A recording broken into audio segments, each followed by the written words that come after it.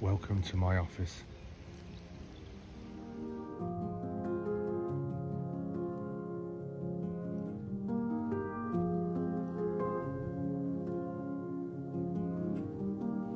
Hello and welcome to this week's vlog. March winds, April showers, it's all going on right now. Busy week. Almost time for that first weekend opening here at Icarus Falconry with our wildlife menagerie at the Holdenby House Gardens Estate. Tea room, you've heard it all before, but I might have to remind you one more time in this vlog so you can come and see us. So following on from last week's vlog, the newts are floating just to make sure they cool down to this cool water temperature. So have a look at this, I'm going to flip you around.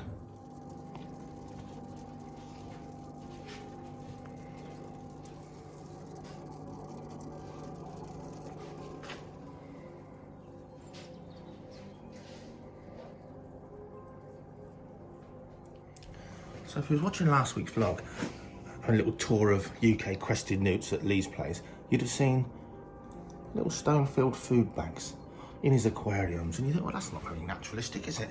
Got some weeds and plants, and then we've got a plastic bag. They actually lay their eggs on relatively broad-leaved water plants. They'll lay their eggs on anything great crested newts, but they're certainly in captivity, and you know what, in the wild, in sort of litter-filled ponds, they've actually known to do the same thing. They really like to squash their eggs onto plastic bags. It's like a really broad-leaf, squishy plant leaf. And of course, you can move them if need be, easily in one go, lots of eggs in one place, to a rearing container.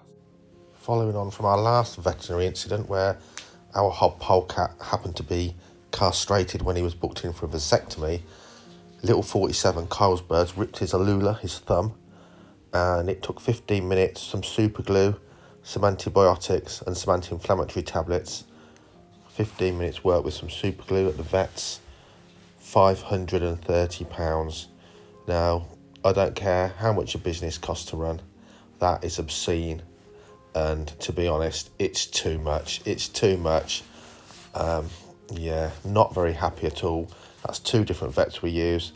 Not happy with their service at all so far this year. Very disappointing indeed.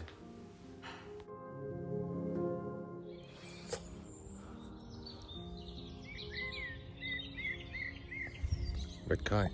So, I'm going to flip you around. Hold on. Okay, we're down to Hampshire today, North Hampshire. What have I done? 250-mile round trip, up at 4:30. Back-to-back talks all day at a school. Half of that journey back home. 2 cups of tea, put the reptiles and creepy crawlers away, rainforest talk. And now it's nearly dark, it's the gloaming. I've got to somehow just drop a lure ready for this peregrine just to get her in that routine. She's still on a clearance line, just to drop lure, nearly ready to go free. Stupid o'clock, it's just up against it now. Lots to get on and do to get animals and stuff ready for tomorrow. But very quickly, I can't show you, no one to help me, a quick training session for Azure the peregrine falcon. Sorry about that, Danny, its tassels are tickling her there. I do want to do just a little bit of clearance work with the bald eagle Wurzel. He's ready to go free, but I'm not finding free when it's about to get dark. That was ridiculous. So it's nearly dark. It looks a lot darker in real life than it does on the phone screen. Wurzel's done a few reps on the clearance. He doesn't need one on clearance, but I obviously can't fly him free when I'm getting up here at stupid o'clock in the evening. But that clearance work serves a purpose because he's sat around getting unfit, and it's just getting his wings moving. Sprints back and forth, just getting that fitness. But hopefully after this manic week, towards the end of the week, if there's a bit of a breeze, we'll get him back up in the air over the flying lawn and see what he thinks to a bit of soaring, and if he's fit enough to handle the breeding buzzards in the spring. They hate him and they try and knock him out of the sky, so he has to have enough fitness to barrel roll and flash his talons and kind of hold his own in the sky. Azure the peregrine, she's well ready to go free again now. Kyle did a really good job of training her last year, first year, and to be honest, this year it's just a bit about getting over those nerves and getting her used to me working with her and looking to me as the source of all things fun in her life, which she kind of does now. So 2 birds ready to get up in the air, get them through the motions, get them fit properly. Both display birds for the summer, and of course couple of weekends we open, our soft opening at the beginning of April. I can't replicate crowds of people, so they just have to see how they go on that first weekend, and either they're going to fly away, sit in a tree, or just go through the motions like they have done in previous year and years in this guy's case. Anyway, enjoy the rest of the vlog. These, I'm really made up with these. These came from Tiffany, from the Stickleback Appreciation Society here in the UK. Well, they did second hand, because she kindly gave me several adult sticklebacks. These are 3-spine sticklebacks last year, and they went in my garden pond. Q Jet Fighter, whatever that is. They went into my garden pond last year, and I was so made up to shine a light in recently at night and see loads of these second generation now sticklebacks. So we've harvested a few from my garden pond, and we're going to put these here in the wildlife centre for the public to see, read about and appreciate, because these things here were the commonest tiddler in Northamptonshire when I was a boy. Now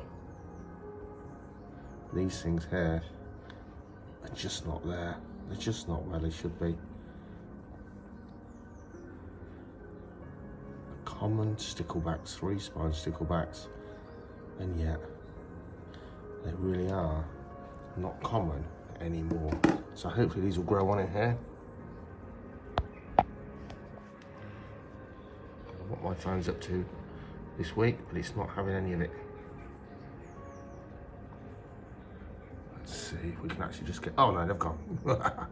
There's one, hang on. Oh, and there it goes. And there it goes. Beautiful, little tiny, maybe 1.5 centimetres long. Fantastic fish to observe and keep in aquariums and ponds. British wildlife at its smallest and best. And if you don't know what these guys do, the males in breeding condition have the beautifulest red tummy and blue eyes. Fascinating little creatures, pugnacious fighters, very territorial, and greedy feeders on anything small water-borne invertebrates like water fleas and bloodworms. Brilliant. Let's hope they settle down and establish in here. Hopefully the plants will grow and the sticklebacks will thrive. So here's the real irony.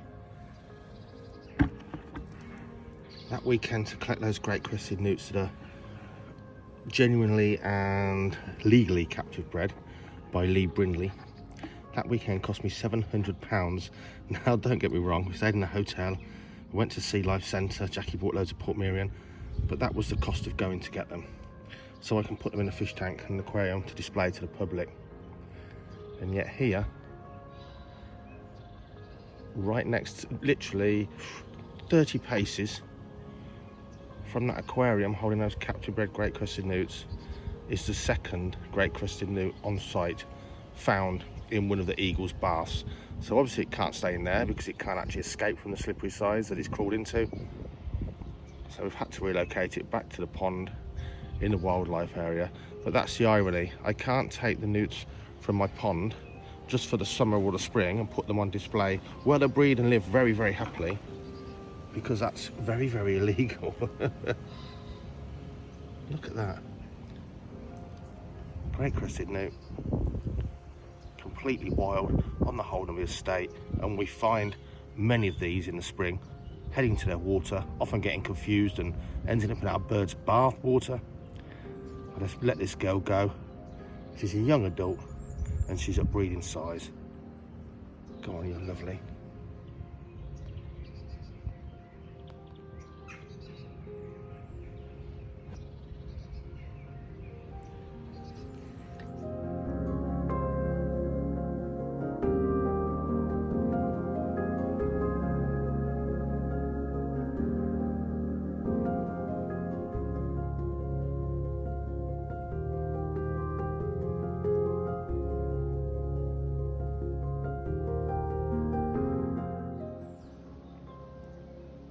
how quickly time marches on.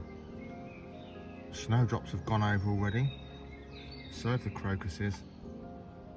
All these other wonderful spring flowers are coming along.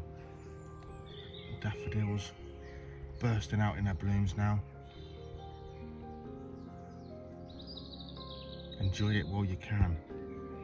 It really does fly by.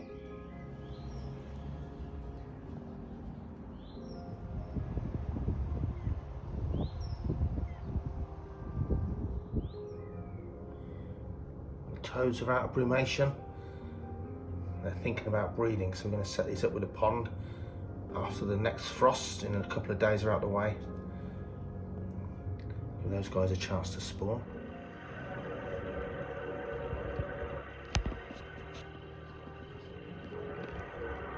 Another busy weekend from the whole team. All that's coming off soon. The frosts are nearly gone. A couple more days of frost. Forecast for next week. Hopefully you heard Joe Askew, our head falconer, as well as the Merrys, a lovely couple of probably some of our best guests here at the Falconry Centre and the Holdermead Gardens, and our open weekends as well. So they've been on many an experience day. They've come to many a weekend opening, and they support us in other ways, including adopting our birds, which is something you can do. They make a good gift, the bird adoptions. Zeus is chilling out now. Wurzel's gone away. I'm about to go home. He's in there. Let me show you what the gardeners have been up to. You know they're not just gardeners, I've told you that in previous vlogs, but they are known as the gardeners. Ian and Matt from the house side of the estate, they've reinstated us a lovely wood chip path here. The mole's kind of wrecked it a little bit, and we're going to have a little bit more as we go around. But let me just show you what's been going on. Roxy the fox was sunbathing, but the sun's going. Roxy, what are you doing? Check out the Roxy diaries to keep up with Roxy and what she gets up to. Little darling that she is. Have a look at this. I'll show you what the gardeners have been up to.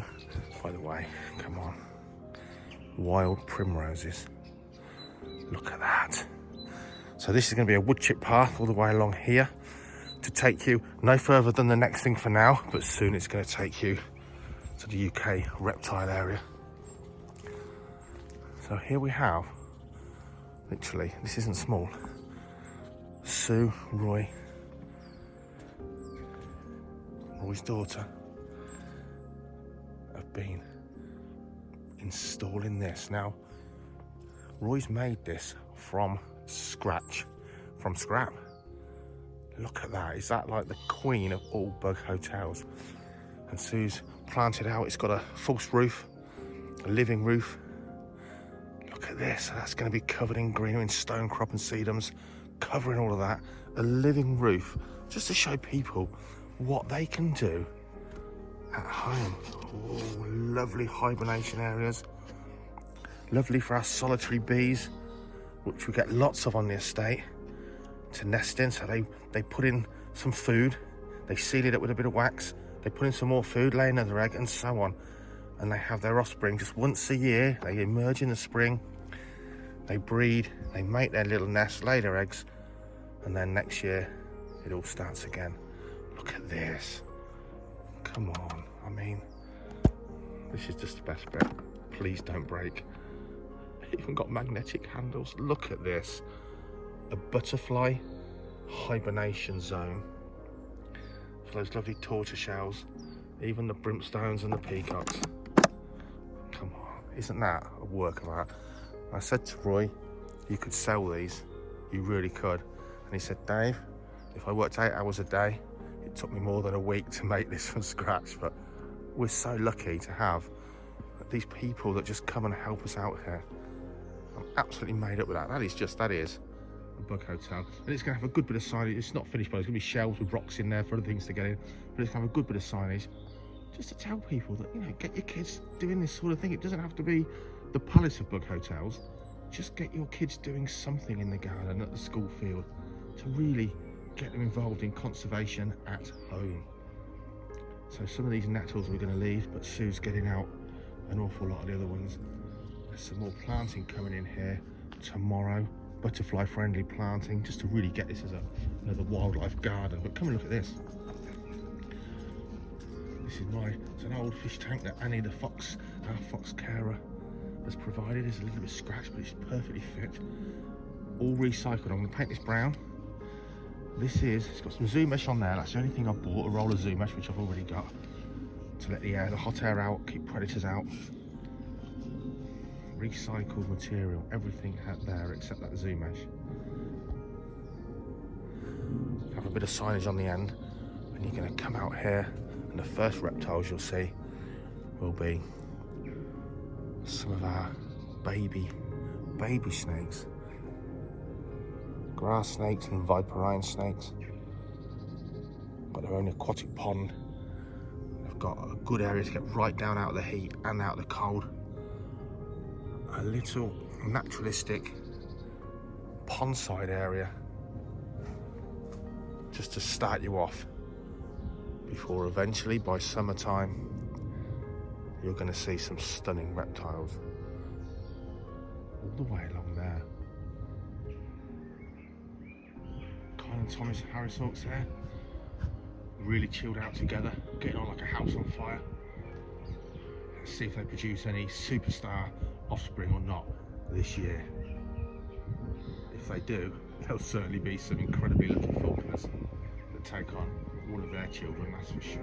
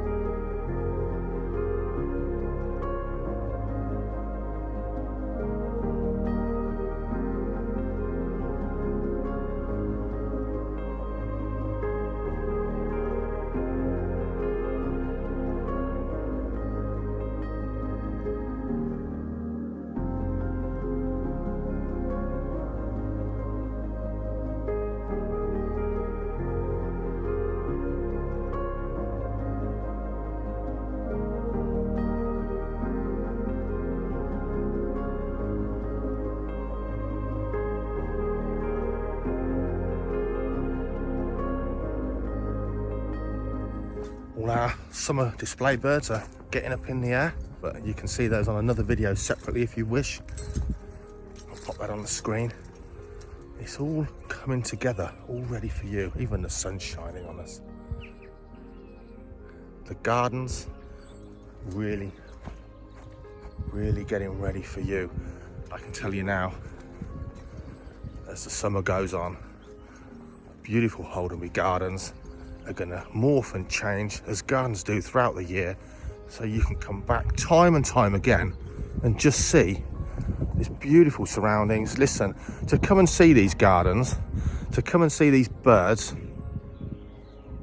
animal talks, flying displays, tea room, for an adult it's going to cost you less than 2 pints at the pub to get in, for as long as you like, all day long if you like. Bit windy now. Come and see the birds fly here. Beautiful flying lawn as you meander all around these fantastic gardens,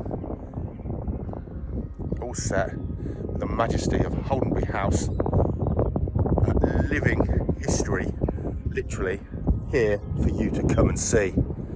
Don't dilly-dally, come and see us for goodness sakes. I hope the wind's not ruining all of this, and you know what? Look at it. April onwards, we'll be here to get you enthralled and really push and get you behind the magnificent UK wildlife and the UK countryside. If you've got kids or grandkids, for goodness sakes, get over here to see us. See you in the next one.